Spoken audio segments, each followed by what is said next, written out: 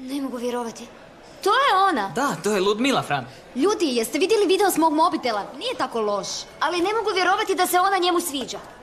Ne, upravo suprotno. On se njoj sviđa.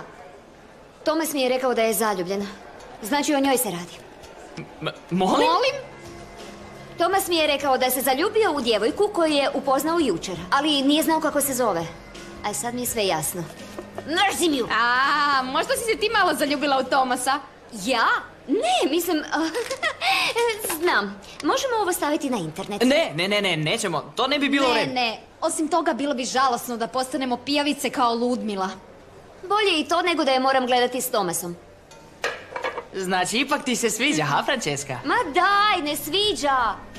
Samo ne volim vidjeti tako obrazovanog, dobrog, talentiranog, slatkog dečka da padne na nekog poput nje. Svejedno, ne možemo staviti video na internet. Ne možemo. To ne bi bilo u redu. U što vi buljite, maloumni insekti? Odluka je donesena. Ne! Šta to napravimo?